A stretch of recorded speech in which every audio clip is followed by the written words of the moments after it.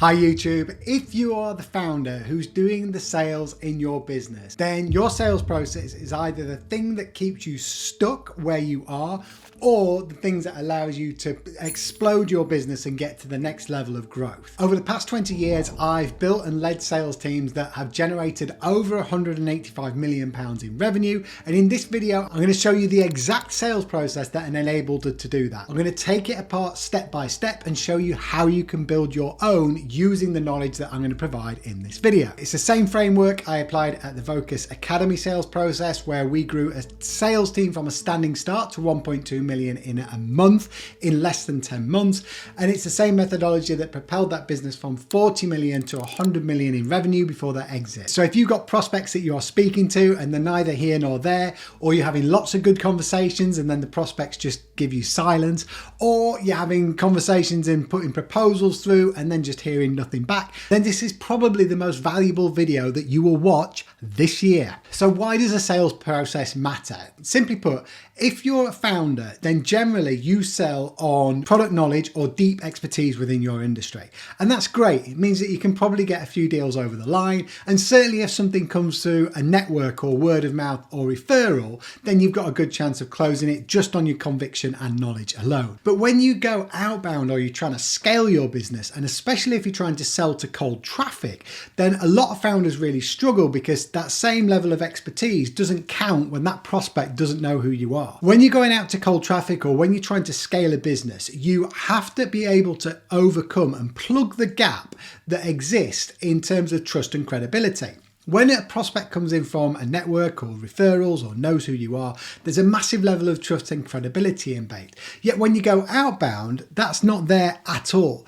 Unless you've got a process that can systematically build trust and credibility in what you're able to deliver, which inspires prospects with the confidence needed to part with their hard-earned cash, then A, you're never going to be able to scale profitably when it comes to outbound or ads or anything like that. And B, you're never going to be able to hire a salesperson into your business, because if you haven't got a process, how can you expect anyone else to come and have a process? And that's why most founders we speak to have wasted thousands of pounds on salespeople who haven't delivered, because they just come and expect them to come into the business and pick up a process out of thin air and deliver results. It's never going to happen.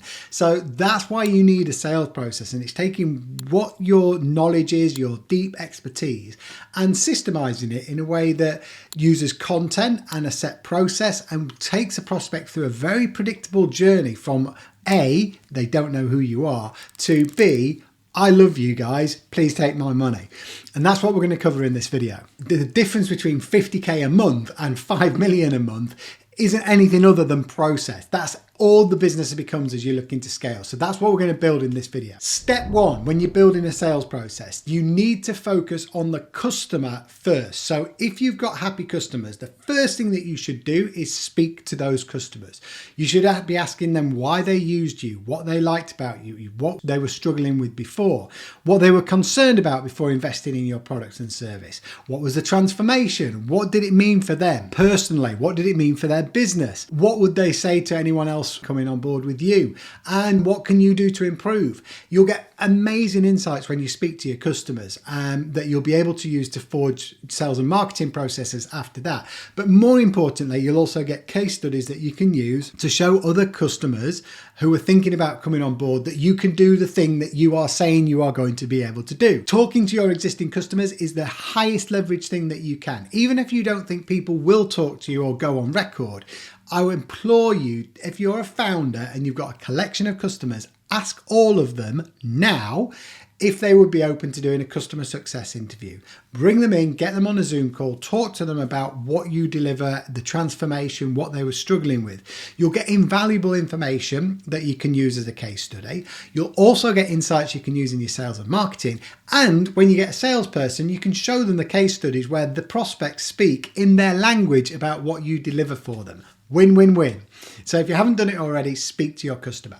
If you haven't got customers, or if you've got limited customers, then a really good way of doing this is doing voice of the customer research. Talk to ChatGPT and say you want to create a deep research prompt, and this is your offer, this is the niche, this is what the problems that you solve, and you want a voice of the customer analysis. Take that prompt and put it into a deep research prompt in ChatGPT or Perplexity, and then run them to get really valuable insights about what the customers are saying about your industry and your products or service. You'll understand their pain points, triggers, symptoms, why they would engage with you. And this will give you everything that you know to be able to advertise or cold call or send them emails, however you want to market. It will give you insane insights that you can give to them. And it'll increase your chances of an effective marketing or sales campaign infinitely, but you have to be able to get the information first. So speak to your customers or do deep research to understand what your customers and prospects are thinking about, what their fears, aspirations, goals, concerns, what your competitors are doing. All of that information is an absolute goldmine. So that's step one. Okay, so the next stage is that you have to pick your channel. You've got all this information, then you know what problems you're solving, you know what messaging is likely to resonate. Next is you pick your channel. Now, there's only 4 ways to advertise. One-to-one when they do know you is networking, word of mouth, or referrals. Most people build their business initially based on that. One-to-one when they don't know you is LinkedIn, cold call, or email, or networking, where you're just going up, they don't know who you are, and you're starting a conversation. One-to-many is advertising. I love paid ads because as long as you know what problems you're solving, you can just advertise and say, who's got this problem, and then show them how you solve it. And then one-to-many when they do know you. That is organic content, where you are putting out content, building position as a thought leader. Whichever of those channels you use, advertising, very quick but expensive. Cold calling, very cheap but quite slow. Organic, very effective but needs a long term. Pick the one that's most applicable to you at this time. If you haven't got money, and then you're going to be doing the one-to-one when they don't know you. If you have got funds, then advertising is the quickest and easiest way to get prospects into your funnel. So step 1 is pick your channel. We used to do a lot of outbound, and I used to cold call. Like recently we've been using Meta ads, because Meta ad gives you an unbelievable amount of power when it comes to testing, like putting the advert in front of the right people at the right time. Everyone's had that thing where they've talked to a friend and then they've gone online and they've gone on the phone and there's an advert for the exact thing you were just talking to your friend about. That's what you've got as an advertiser with Meta, and I don't know why more people aren't using it for generating B2B prospects. B2B prospects are living and breathing on Meta. 72% of B2B people make purchasing decisions on Meta or Instagram. It's where everyone is. It's by far the easiest mechanism we found of attracting B2B contacts. If you want more information on how we're doing it, put your name and contact details below this video. I'll send you our Meta ad framework, which reviews and is incredibly profitable at the moment. So you understand what your customers are doing, then you're advertising to your customers to bring them into the funnel. Next stage is a discovery framework. Now, if you sell any type of product or service where it involves getting on the phone with the prospect and then putting a proposal or doing a demo for them, then you have to do a discovery. Do not, I repeat, do not send a creds deck to a customer and think that that's you like engaging with them. The prospect doesn't care about your pitch deck or your creds deck or who you've worked with. The only thing a customer cares about is whether you can help them get what they want. And you don't know whether you can help them get what they want until you find out about them, their business, their problems, and their aspirations for growth. A discovery step is essential, and it has to go in this. So you attract the attention, and then the next stage is what I call the wedge, which is the discovery framework. If you're looking to get good on discovery and get deep into this, it's one of my favorite topics, then Gap Selling by Keenan is the best book to pick up and learn and start to master discovery. But effectively, all you're looking to do is to get a customer on the call, and the discovery is you want to find out where they are now, i.e. the current state. You want to understand where they want to get to, and you want to understand whether they've got a problem that is stopping them from getting where they are now to where they want to get to, and if they've got motivation to change. That's it, really. Now, it's a nuanced topic. You can spend years mastering. It's one of my favorite topics to talk about, and it's one of the toughest things to do incredibly well. But it's getting on the phone, don't go into it with a mind of trying to sell my product. You want to go into discovery with the mind that, look, I'm going to talk to this person and I'm going to try and find out if they've got a problem that I can help with. If they have, then I'm going to try and teach them something about their business. But if I can't help them, that's absolutely fine. If you go in with that mindset, it'll mean that you have much better conversations, and just go with a genuine curiosity. Try and find out about your prospects. You'll get really good information about your target market, and you might possibly find opportunities. So next stage is a discovery framework. Something that I see a lot of founders struggle with when they're on discovery is digging deep into the implications and the issues with the prospects.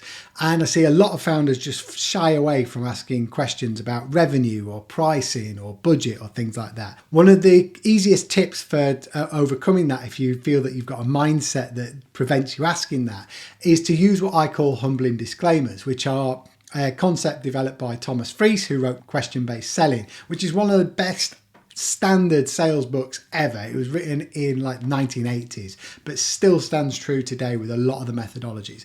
And all you do is, if you're about to ask a question that you feel uncomfortable asking, or you feel that could be contentious, then just say, do you mind if I ask, before you ask the question. Simple. Because if the prospect does mind what they ask, they will say, yeah, I mind you asking that, and you've not lost face or come across as impolite because you've asked that question. But the majority of the time you'll see that when you say, do you mind if I ask what your revenue is at the moment, as an example, then of course they've got no issue. You are there to do a job and to diagnose whether they've got a problem that you can help with. So it's your job to ask those appropriate questions. I would never ask a lady what her dress size was in normal conversation. But if I was a dressmaker, then I wouldn't be doing my job if I didn't ask the lady for measurements. And that's the way you should approach discovery. If you need that information to decide whether there's a mutual benefit and whether you can help them, then it's imperative that you ask for it. By the way, if you want to have this process installed in your business and made it bespoke for your business, and you want me to coach you through it, then just click on a link below this video and book a call. I'll give you a free consultation, diagnose the biggest sales bottlenecks in your business, and then we can show you what it would look like to work with us to install a sales process that converts 1 in every 2 prospects that you speak to within the next 8 weeks. So if you are a founder, you're doing sales, it's a complex sale that it relies on your expertise, and you want to get more prospects to say yes in less time with fewer calls, book a call below and then we'll get you up and running. If you don't get results in 8 weeks, you don't pay. Anyway, back to this. Next is, after the discovery, then you need the match, which is the demo framework. So whether you do a demo or whether you put a proposal together, whatever the next stage is, that stage is tailored given the information that you got from the discovery. So you're taking all of the information that you've got from the discovery, current state, desired state, where they are now, why they can't get there on their own, and then you are tailoring the next stage to that. So it should be like a shopping list of everything that you want. For a demo, for instance, you don't demo the product or service. You demo the ability to solve the problem that the prospect told you about in the previous meeting. For a proposal, again, it shouldn't be about you. You shouldn't have anything about you on the first 4 pages of a proposal. And I know what you're thinking. Yeah, but we've got loads. Bollocks. The first proposal page should always be showing what you've listened to from the prospect and what you understand. So the first pages of proposals should be what you understand. We understand that your business does this, that you're trying to get here, that you can't get here at the moment, and it's costing you this much not to take action. The rest of this proposal is going to show you how we can make a recommendation, how you can get everything that you want without the things that you don't want by using us as a partner to get that. Simple. So you're taking the information from the discovery, then the next stage of the sales process, because you've got that information, it just becomes a logical next step. You're just saying, given what you've said about this is how we can help, and you're tailoring it to that person. And the last thing is making sure that you've got proof wherever you can of customer case studies and customer success that back up what you're saying in that proposal. So if you are demonstrating your ability to solve a problem, then show that you've done it with relevant case studies. One thing that you don't do is put irrelevant case studies in there, because it'll do harm more than good. And that's it. People talk about closing, but if you've done the right steps there in terms of collecting information about why they need to take action and then demonstrating that, closing just becomes the logical next step.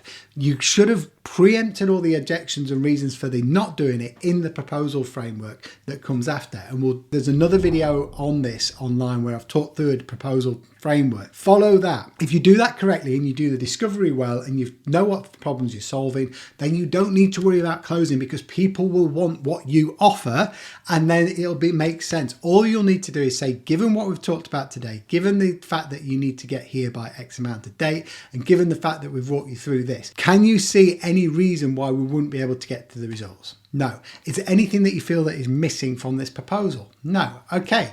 What would you suggest is appropriate next steps? Give it to them, they're in control, and then you can book it in and get it closed. And the last stage of that is automation and scale. So once you know what the process looks like in the human element, what questions to ask to do it, then you look at what the common objections are and the reasons that people are not going ahead.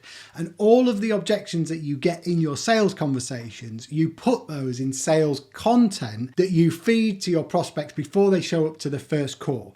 An example of this is people that you are speaking to are saying that you are really expensive or more expensive than another lead gen agency, for instance. Then you put that in the front load of the content and use it as your advantage. So say, we are a premium lead generation agency. This is not for you if you want some cheap 18-year-old performance-based lead gen agency who's not going to give you results. So you use it to your advantage and position.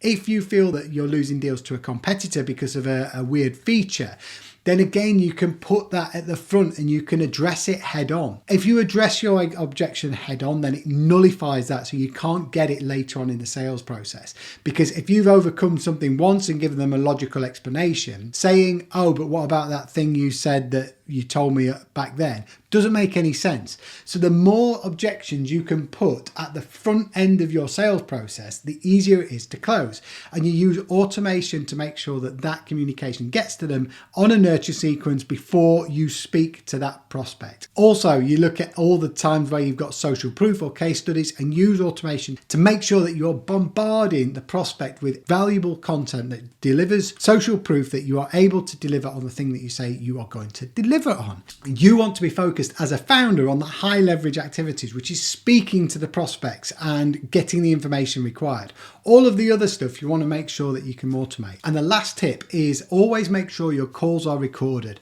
We use Fathom.ai because it's really cheap and really effective. You can get transcripts, which you can then put into other AI to create proposals and things like that. And it also means you can always refer back to the conversation and pick up on closer notes or things to say in the next conversation. And so here's the bottom line. The reason we've been able to generate over £185 million in revenue is because we've had a defined process, and that's worked whatever industry we've worked in. We've had founders in sustainability SaaS, warehouse SaaS, construction SaaS, services based, marketing agencies, performance agencies, digital marketing agencies, loads of industries, over 60 different industries, all B2B, where this same process has worked. It doesn't matter what your industry, as long as you're speaking to prospects and you're selling over the phone or on Zoom or in person, then this process will work. It's a proven, repeatable, consistent framework. If you've got value from this, let me know in the comments. And if you're ready to see how this works out in your business and you want to be closing 1 in every 2 prospects that you quote within the next 8 weeks, book a call below and I'll speak to you. I'll give you a free consultation and then I will see you on the other side. Speak soon. So to recap, you want to start with your customer first. So understand your customer pain points, triggers, symptoms by speaking to your existing customers or doing deep research. I'll probably do both. Next is develop messaging which speaks to those pain points and symptoms and says, if you've got this pain, would you be interested in me solving it for you? That's the hook and the messaging. Next stage is a discovery framework that speaks about their problems, their aspirations, their current state, and why they can't get to where they want to go without doing something different to what they're doing. And then the last stage is matching your proposal or your proposition to that discovery and showing that you're the best way to get them there. And that's it. Any questions, just let me know or drop them in the chat below. Other than that, if you want us to implement it, you can book a call as well. And don't forget to like and subscribe so I can talk more in more detail. We'll be going deep into each sections of these sales process in subsequent videos. Any questions, speak to you soon. Bye bye.